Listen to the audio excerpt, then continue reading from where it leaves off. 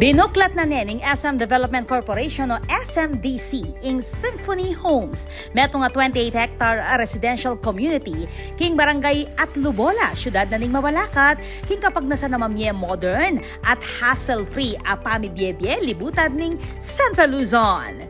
Bidaketi, reng niyayaliwang house and lot units, kalupad na reng 2-story townhouses, single attached homes at shop houses, ang magumpisa king alagang 2.8 million pesos hanggang 6.5 million pesos. Atin mo namang complete package king amenities ating clubhouse, swimming pools, gym, sports court, pet park, playgrounds, co-working spaces at landscape gardens. When we design HRD or MRDs, important kasi na holistic yung approach pagdating dun sa SMDC is excited to launch Symphony Homes in Pampanga. Symphony Homes embodies SMDC's commitment to comfort, connectivity, and convenience. Dagdag da pa, plano yang i-replicate ing makanining community model kareng aliwa pang lugar. Peg maragul na mo namang Gab Laurel, Vice President and Head of Land Bank Strategy ning SM Prime,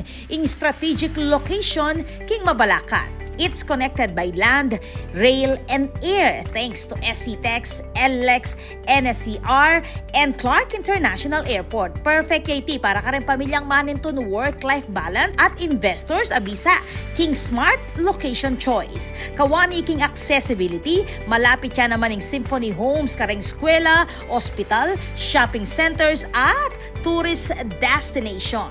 The goal is to build a community that supports family life, work, and relaxation, safe, modern, and sustainable.